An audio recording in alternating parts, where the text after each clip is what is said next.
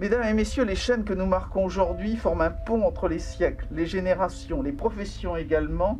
Il n'est pas si courant finalement que l'action des hommes soit en mesure de se projeter aussi loin dans le temps.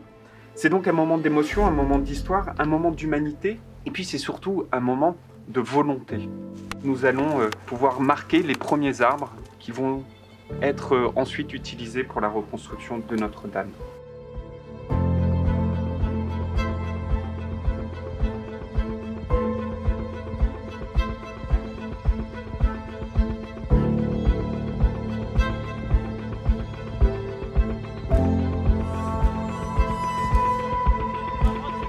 Yvon, le diamètre 105, on est plus proche de la vérité. On le prend, c'est parti.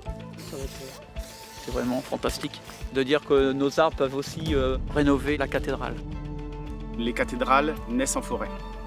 Utiliser le bois façonné, préparé par nos prédécesseurs depuis 200 ans pour un chantier aussi noble, c'est une grande fierté.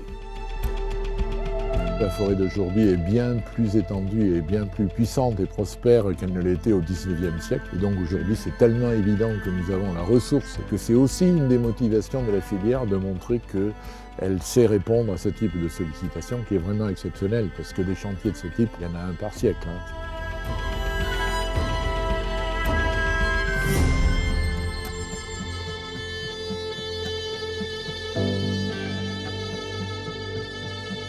Moi, je voudrais exprimer ma joie et ma gratitude. C'est vraiment toutes les provinces de France qui participent à la reconstruction de cette cathédrale.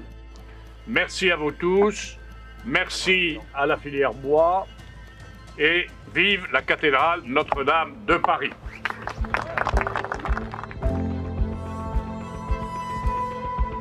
Je me souviendrai toujours de la chute de la flèche. C'est pour moi l'occasion d'avoir une revanche sur le destin.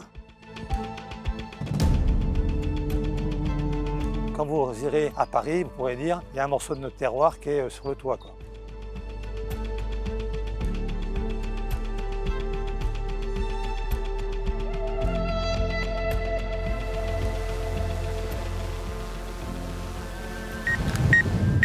La morphologie de l'arbre en 3D, oui. Et puis après nous, la morphologie de notre poutre. Comme on va reconstituer aussi la voûte comme celle d'origine, il faut qu'on respecte aussi les poutres avec leur courbure. Je suis ému de sortir enfin du chantier de la cathédrale pour cette fois passer d'une phase de consolidation, et là on est maintenant dans la phase de reconstruction. Donc on est au pied de l'avenir de la cathédrale ici. Vous êtes aujourd'hui dans un des temples de la forêt domaniale. C'est donc un moment sacré auquel chacun des 8000 agents de l'ONF est très fier et très heureux de participer. Ce dont l'Office le fait avec beaucoup de plaisir. Nous sommes honorés de contribuer à la résurrection de Notre-Dame, ce monument du patrimoine national empreint d'histoire comme ces forêts domaniales.